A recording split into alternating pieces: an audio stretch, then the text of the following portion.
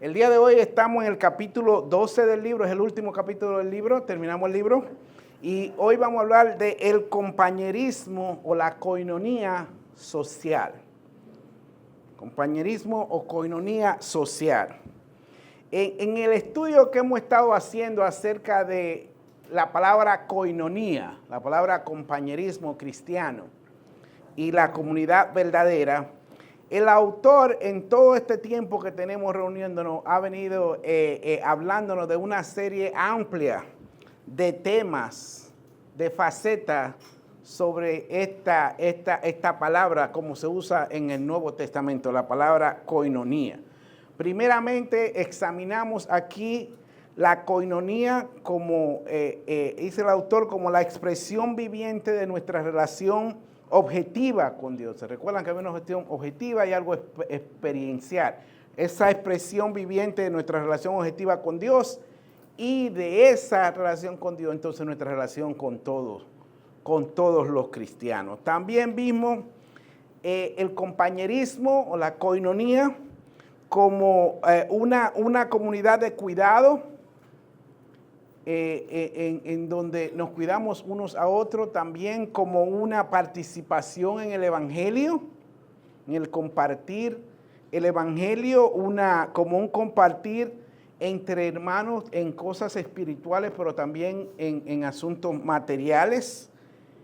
Por otro lado, se cubrieron temas como la coinonía, como un sentir de cómo sufrimos juntos, cómo usamos nuestros dones espirituales para la mutua edificación de todo el cuerpo. Y el día de hoy concluimos con que vamos a ver cómo este compañerismo, esta coinonía, también incluye el disfrutar juntos los unos con los otros durante los momentos de compañerismo social. Si ustedes se recuerdan desde el inicio del libro, se ha hecho un énfasis bien grande de que el concepto de coinonía o compañerismo en el Nuevo Testamento va mucho más allá del concepto de actividades sociales en la iglesia. Eso desde el principio se discutió eso.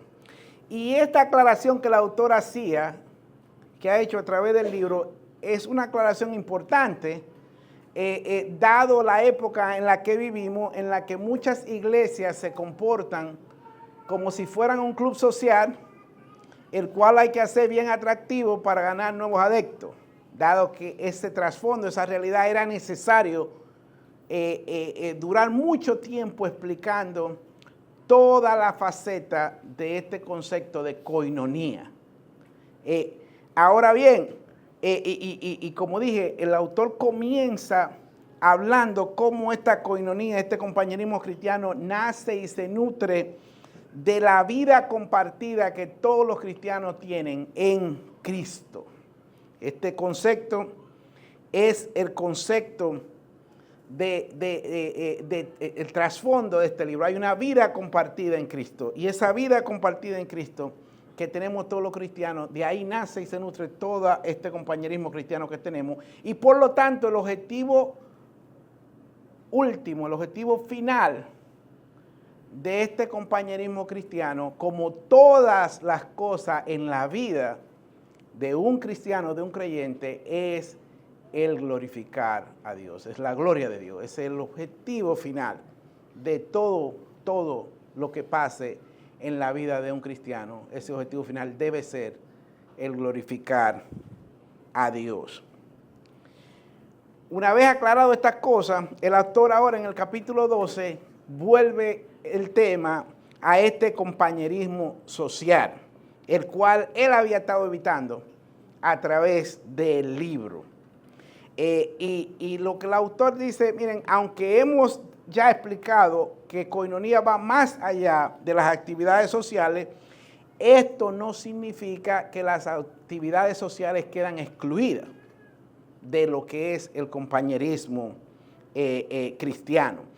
El autor quiere evitar que haya una conclusión errada, que se llegue a determinar que la vida cristiana debe de ser de alguna manera sombría, una manera pesada, aburrida. en donde no hay ocasión para disfrutar un tiempo social juntos. Se quiere evitar que sea esa la conclusión. Y hay algunos grupos que viven de esa manera, ¿verdad? Que la gente se viste quizá totalmente de negro, anda con la mano así todo el tiempo y tú no te puedes ni siquiera reír o no puedes hacer nada porque entonces estaría pecando o algo parecido. El autor quiere evitar que esa sea la conclusión que saquemos y dice, no, lo social no está excluido. La coinonía va más allá de lo social, va mucho más a la parte espiritual, pero también incluye la parte social. En la época en la que se escribió el Nuevo Testamento, esta palabra koinonía era usada también para describir interacciones sociales comunes entre personas, ¿verdad? Los autores bíblicos toman esta palabra y le agregan la dimensión espiritual que nosotros hemos estado definiendo ya por mucho tiempo. Y la idea del autor es que al explorar las diferentes facetas, las diferentes maneras de cómo se entiende la palabra koinonía en el Nuevo Testamento, nosotros podamos llegar a entender y a practicar esta koinonía de una manera tan rica y tan abarcadora como lo hicieron los primeros cristianos del primer siglo. Esa es el objetivo que tiene. Entonces, una vez que ya hemos tratado estas malas concepciones, podemos hablar entonces de esta dimensión social. Primeramente, el autor dice, Dios creó a hombres y mujeres para que fueran criaturas sociales. Dios lo creó para que disfrutaran relaciones con familias y con amistades. El hombre por naturaleza es social. Lo anormal es alguien como mi hija, que no sale, que no le gusta salir a ningún lado, que no le gusta compartir con nadie. Eso no es lo normal, eso es lo anormal. Lo normal es que nos gusta compartir, que nos gusta hablar, que nos gusta estar con otra persona. Esa es la naturaleza normal del hombre y la mujer. Somos criaturas sociales. Dios nos creó para que disfrutemos la vida, para que compartamos en recreación, para que nos divertamos en gran manera. Jesucristo dice, ¿alguien que pueda leer Juan 10:10? Él vino para que tuviéramos vida y para que la tuviéramos en abundancia. Cristo vino para que nosotros tuviéramos una vida en abundancia, no una vida carecente, no una vida troncada, no una vida a media. Él vino no solo para darnos vida, sino para darnos vida en abundancia. Y eso abarca que nosotros podamos disfrutar del compañerismo entre hermanos en la iglesia. El problema no ha sido que la iglesia no entienda esto. Como ya explicamos, el problema es que a veces la iglesia solo entiende esto y no quiere ir más allá. Solo quiere enfocarse en actividades sociales por el mero hecho de actividades sociales y no quiere ir más allá. Entonces, no es que no se entienda esto. El autor dice que necesitamos ver esto como esta palabra koinonía en cierto equilibrio. Una iglesia de nuevo que cuida a la comunidad de creyentes, que participa en el compartir del evangelio, que forma un cuerpo de creyentes que se edifican espiritualmente unos a otros, mutuamente unos a otros, y en donde se comparten todo lo espiritual y lo material. Este equilibrio que abarca todo es lo que este libro ha estado tratando.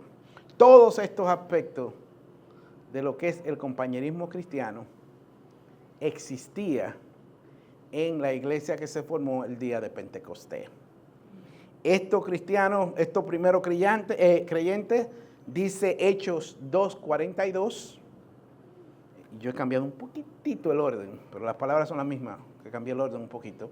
Pero dicen, los creyentes perseveraban en la enseñanza de los apóstoles, en la oración, en el compañerismo y en el partimiento del pan. Cambié un poquito, la Biblia dice en el partimiento del pan y en el compañerismo. Es lo mismo. Pero esto indica que aparte de todas las actividades espirituales en las que perseveraban los creyentes del primer siglo, enseñanza de los apóstoles, en la oración, ellos también perseveran en el compañerismo uno con otro y en el compartimiento del pan. El compartimiento del pan en esa época se entendía en compartir comidas sociales, ¿verdad? Esa es la parte social, no solo la parte espiritual, sino que también, en otras palabras, los creyentes del primer siglo compartían la vida juntos. Lo espiritual y lo social, todo lo compartían. ¿Alguien que pueda leer Hechos 2, 46, 47? Hechos 2, 46, 47. Otra, cómo, ahí se sigue cómo los creyentes del primer siglo compartían estas cosas. Hoy vamos a terminar rapidísimo porque el material ya, el capítulo no es tan amplio, pero... A ver, ¿sí? Un poco más alto, Samuel.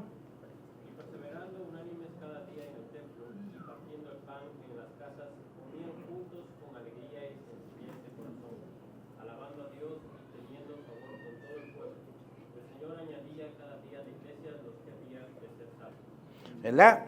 Entonces, estos primeros creyentes disfrutaban de actividades sociales juntos, comían juntos, con sencillez, feliz, compartían, lo hacían, pero lo hacían en este marco amplio.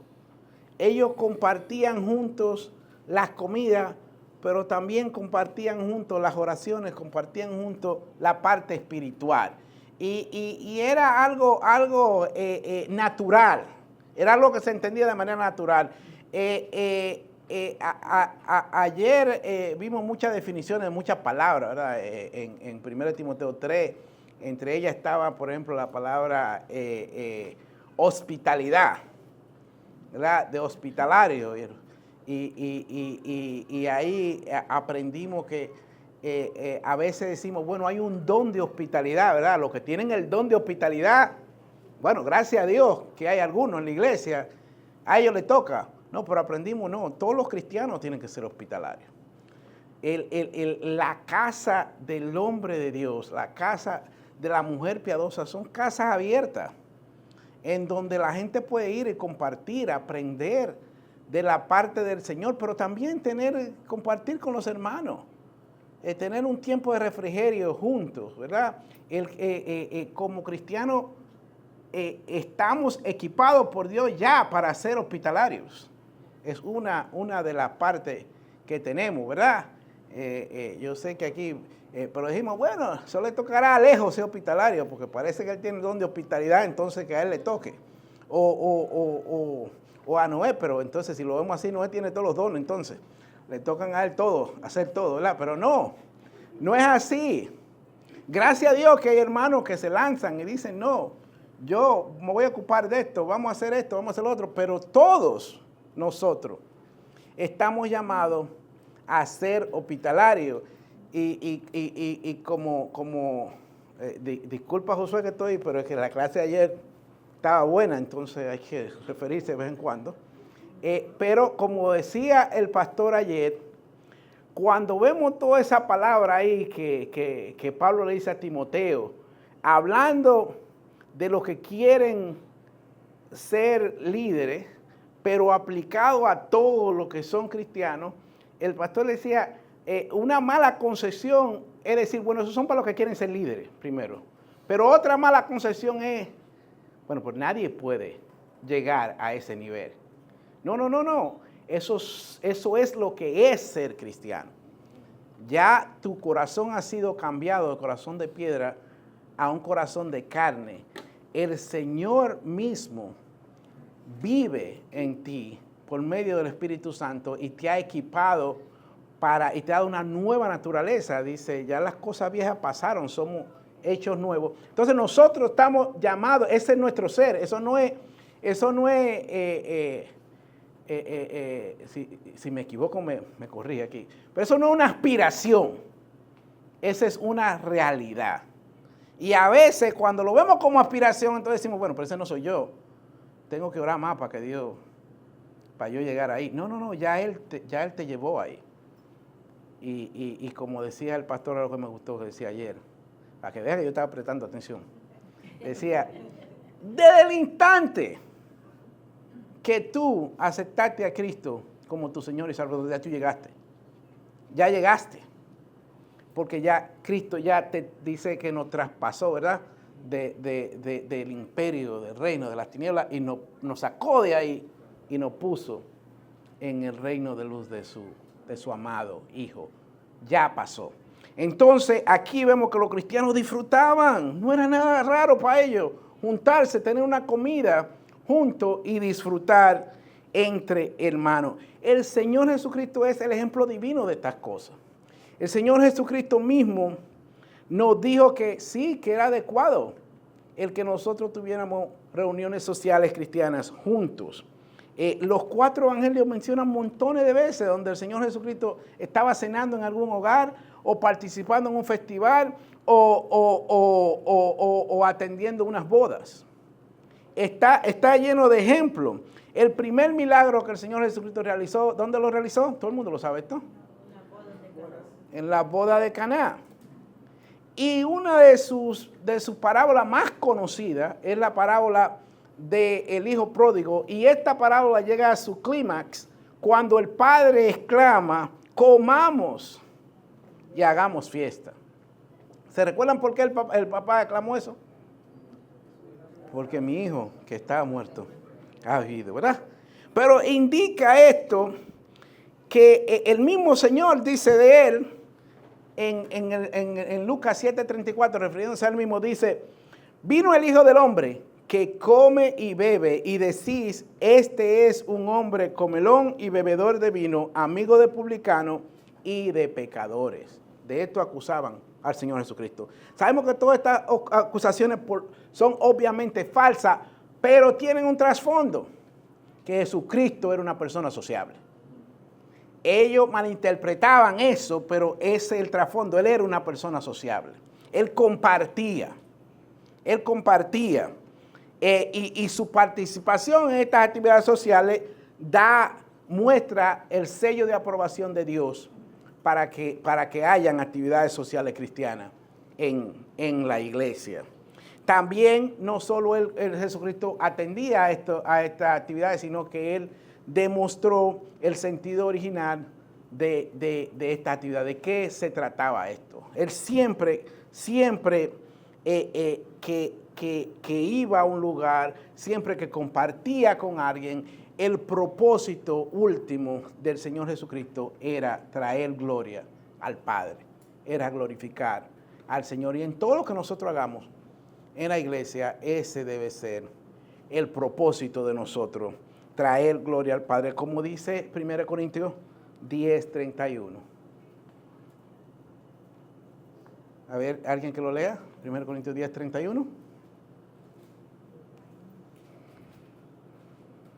Si pues coméis o bebéis o hacéis otra cosa, hacedlo todo para la gloria de Dios. Todo lo que nosotros hagamos, cualquier actividad, comemos, bebemos, toda la actividad es para traer gloria a Dios. Cuando nosotros tenemos claro este objetivo, que nuestra vida es traer gloria a Dios, entonces nosotros podemos planear las actividades sociales que tengamos, podemos planear este tiempo de coinonía social de manera tal que contribuyan a este objetivo. Y esa era la manera como lo hacían los cristianos, siempre buscando oportunidad en donde quiera que estemos de traer gloria a Dios. Ahora, puede haber una pregunta aquí. ¿Quiere decir esto que todas las actividades que nosotros hagamos entonces socialmente tiene que haber un estudio bíblico, tiene que haber una enseñanza, tiene que haber un devocional incluido? El autor dice no necesariamente. No necesariamente, pero en todo lo que hagamos debe haber una correlación natural entre el aspecto social y el aspecto espiritual del evento. Lo que quiere decir es, por ejemplo, si yo invito, y yo he visto a gente haciendo esto, no en mucho tiempo, pero he visto a gente haciendo esto, que dicen, voy a invitar a los vecinos, voy a invitar a estos muchachos que vengan a mi casa a una cena, o que vengan acá. Hace una invitación a una cena a tu casa, a los vecinos, y cuando los vecinos llegan, tú le tienes preparado un estudio bíblico completo para ellos. Eso está horroroso. Tú estás engañándolo. La gente dice, pero ¿y qué pasó aquí? Pero tú no me dijiste a mí que había un estudio bíblico. Tú me estás invitando a una cena y ahora me sale con otra cosa. Eso no es natural. Eso se ve que eso está pegado a lo que tú estabas planeando, pegarte algo ahí. Entonces el asunto es que sea de manera natural, que tomemos ventaja de todas las cosas. Y de nuevo el Señor Jesús es el ejemplo de esto. Él siempre buscaba alguna oportunidad en todas las actividades sociales donde él estaba de evangelizar, de enseñar los principios de la vida cristiana, pero él lo hacía de manera espontánea, de manera natural, algo que salía ahí mismo y ahí mismo salía la cosa. Así nosotros hacemos.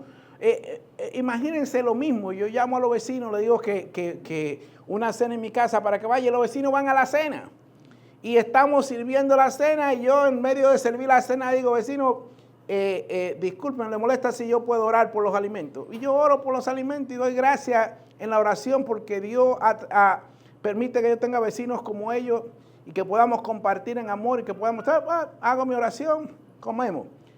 Pero a lo mejor esa oración abre ahora la oportunidad para que alguien ahí en la cena haga una pregunta. Alguien hace una pregunta, se abrió una ventana y se abrió una puerta para conversar. Pero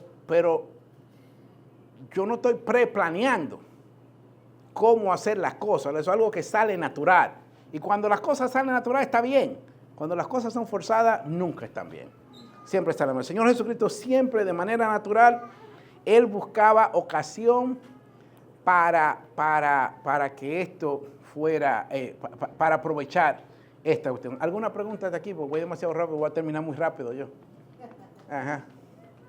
Quizás que los hermanos empiecen a considerar invitar a los pastores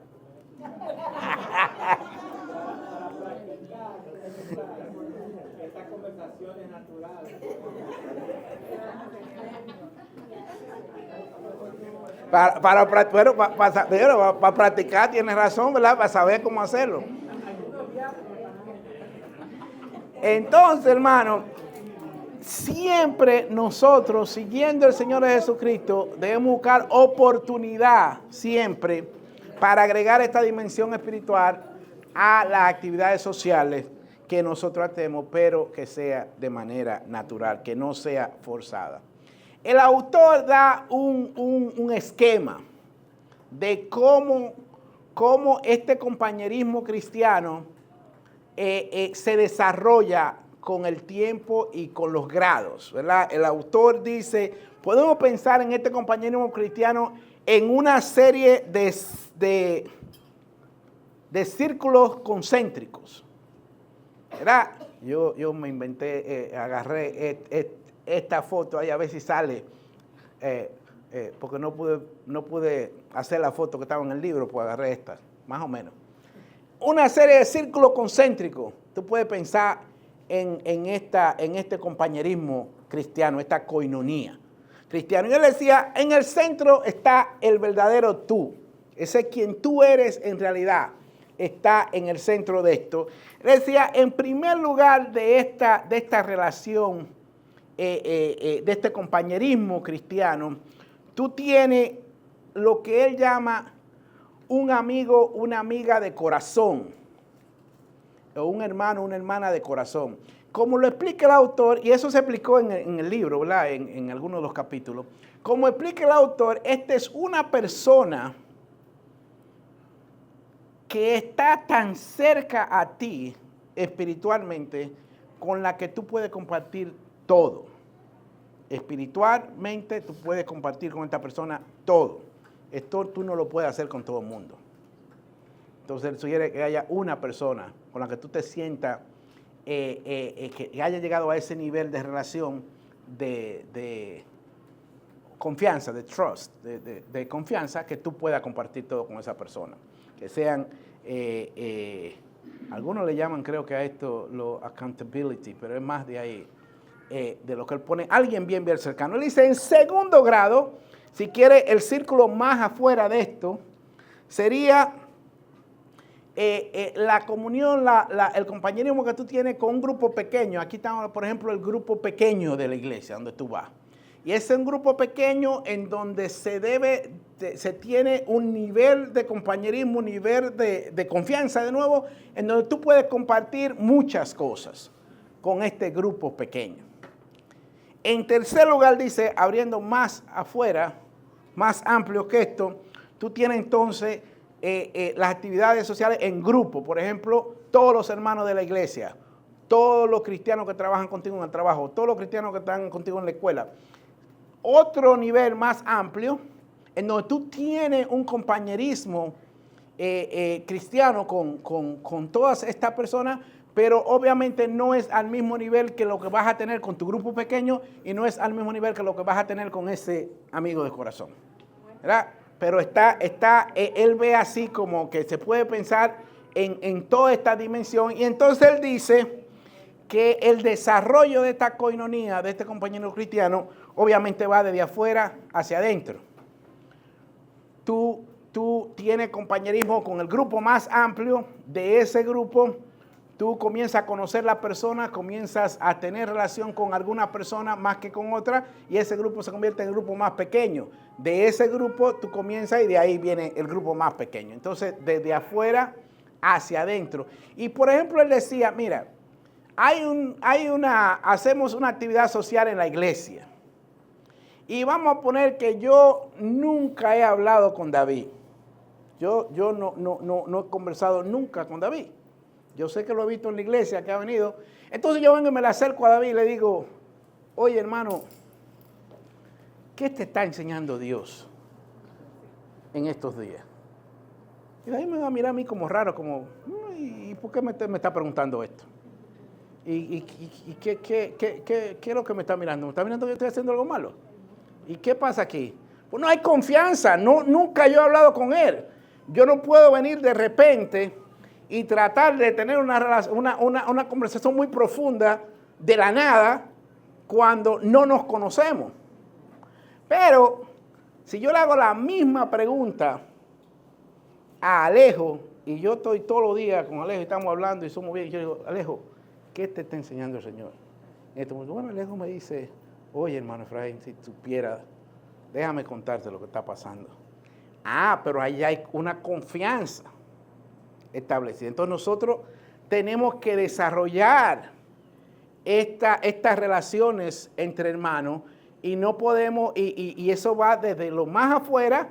Por ejemplo, con David, estoy hablando de David en el caso de que yo nunca he hablado con él, ¿verdad?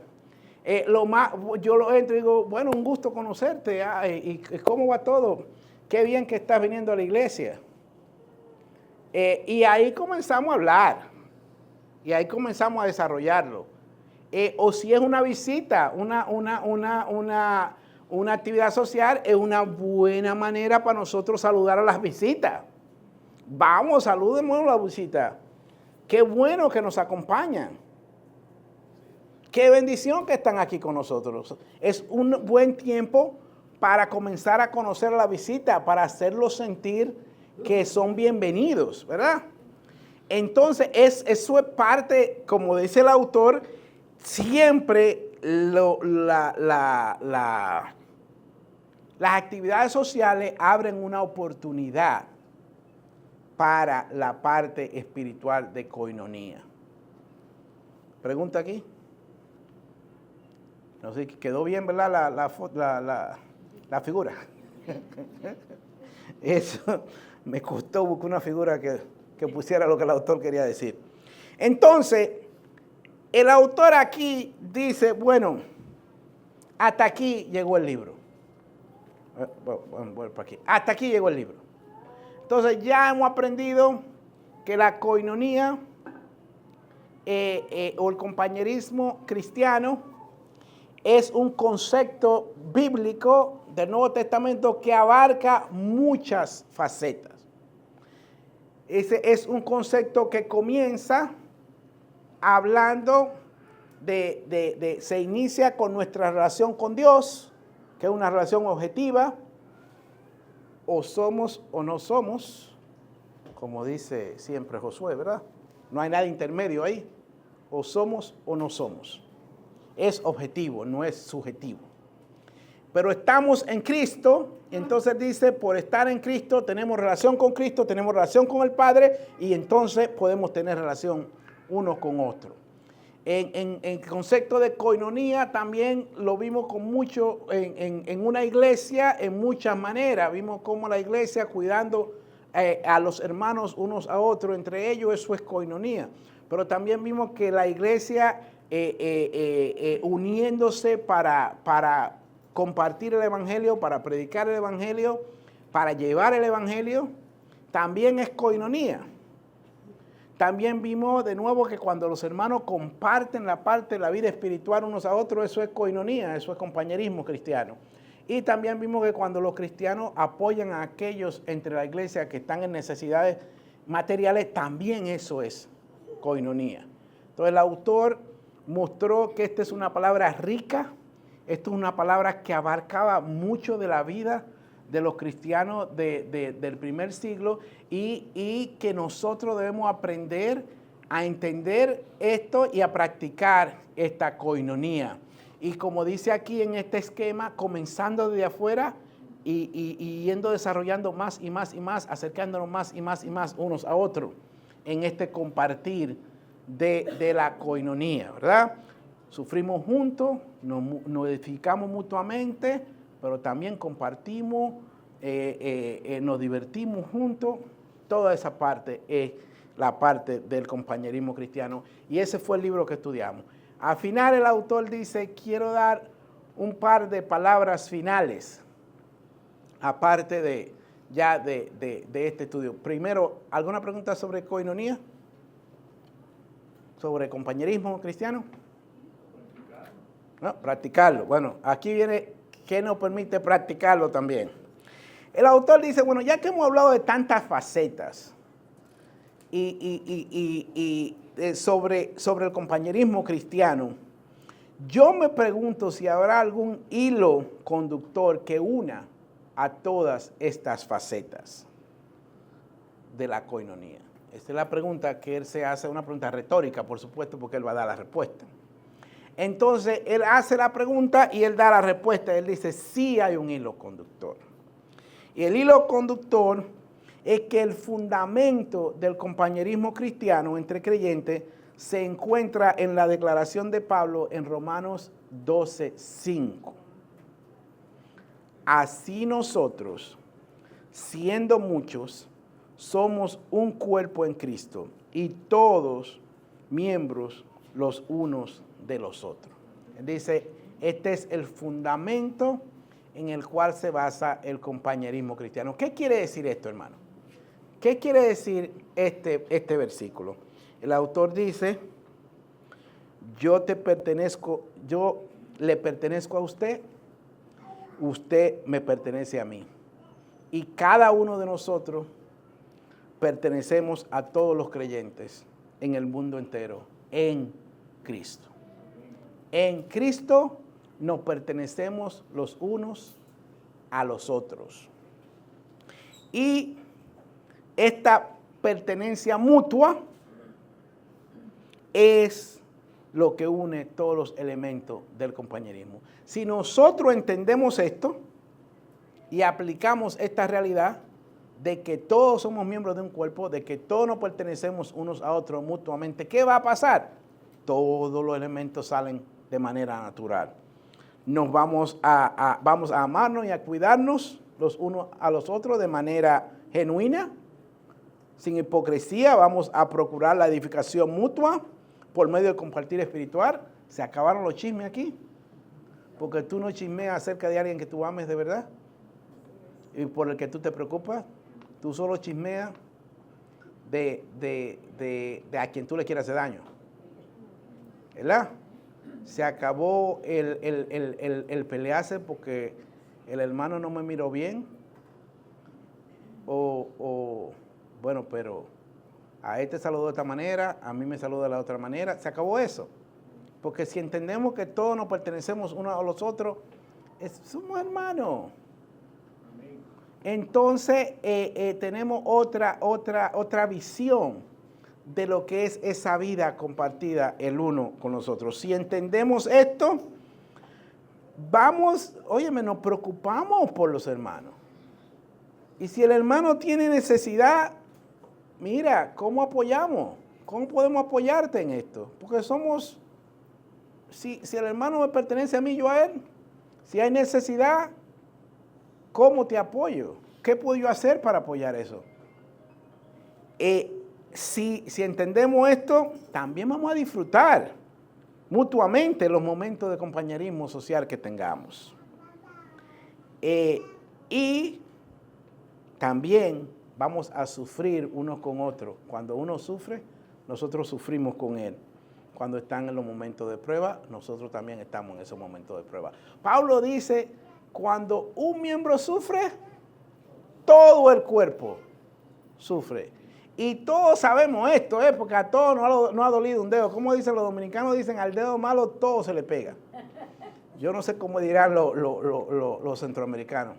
Pero óyeme, cuando te duele un dedo, el cuerpo entero te duele. Tú estás incómodo, el cuerpo entero te incómodo, nada más no es el dedo que está incómodo, el cuerpo entero. Así mismo, cuando un miembro de la iglesia está en prueba, está pasando problemas, todos debemos de estar juntos. Por eso la vida cristiana, es decir, nosotros sufrimos con los que sufren, nos alegramos con los que se alegran. Esa es la coinonía que este autor ha tratado de enseñarnos en todos estos meses.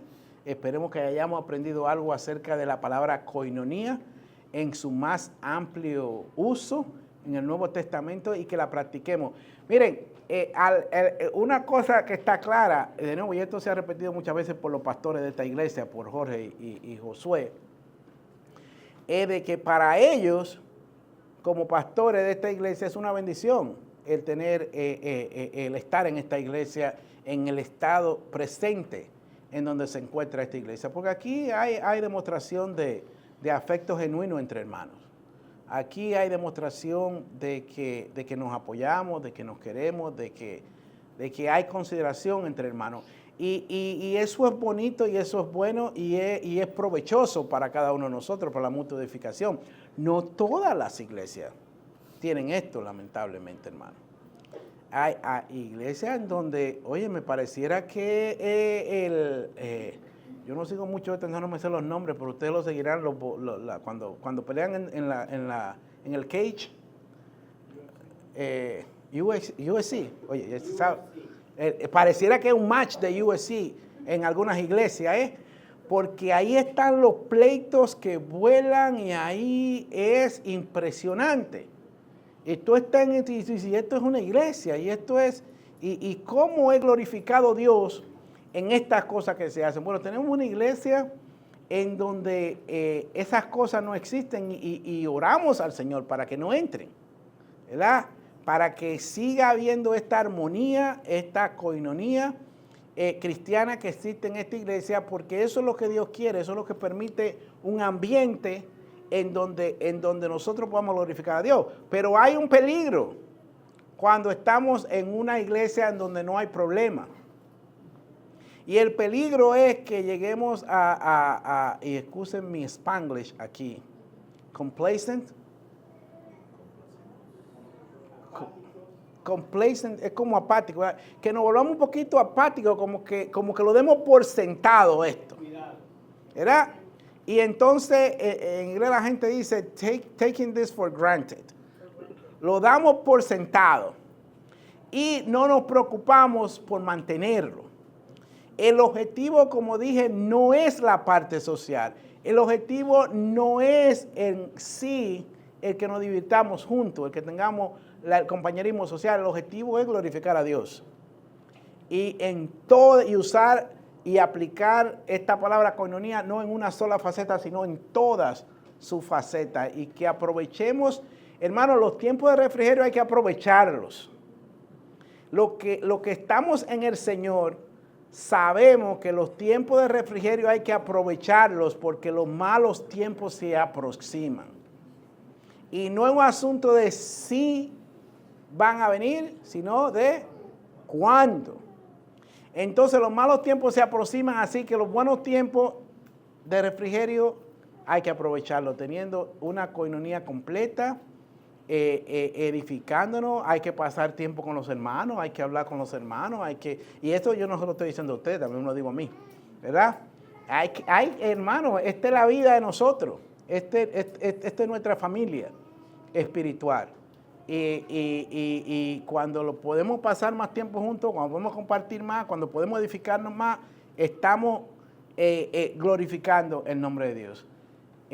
Preguntas, sugerencias, comentarios. Todo el mundo puede hacer comentarios aquí porque tenemos un poquito de tiempo. Coqui, ¿qué va a decir? No, nada. Todo perfecto. Muy elocuente. Óyeme, impresionante porque ayer estaba que nadie lo callaba, ¿verdad? Contestando todas las preguntas y todas las cosas. Es que lo hizo la tarea, tiene razón, eso es. Bueno, excelente. Hermano, a ti mismo, tío. ¿Sí? No, hasta aquí se come rico. Yo me iba a ir, pero ya no me voy. Bueno, ya no lo ganamos, ya no puede ir para ningún lado. Bueno, si alguien, no hay más preguntas, ya yo no tengo más nada que decir, hermano. Este es el libro, en la parte de coinonía, me pareció que excelente libro.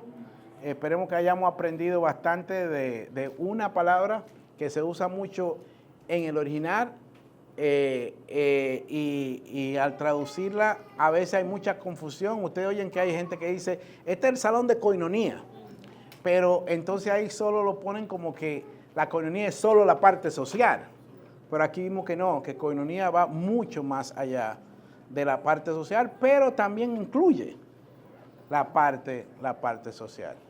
¿Amén? Pastor, sí. Algo importante que debemos tener presente es que aún cuando nos juntamos a comer y a divertirnos, no hay tal separación de lo secular con lo sagrado. Y que todo lo que hacemos es sagrado. Aún comer son cosas sagradas que tienen el peso de la presencia de Dios. Y eso es lo que al fin y al cabo trae el gozo. Así que dedicarnos a practicar la comunión cristiana es una empresa sagrada de la cual debemos participar todos.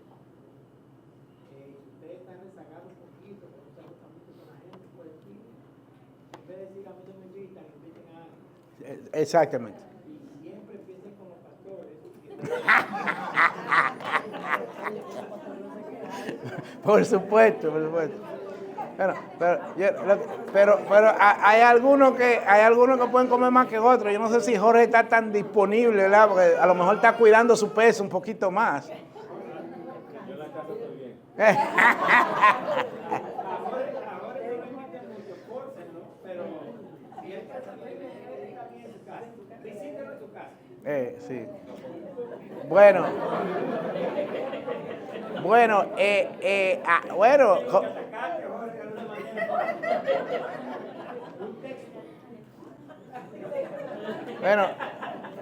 sí, a Tito no hay que forzarlo mucho, ¿no?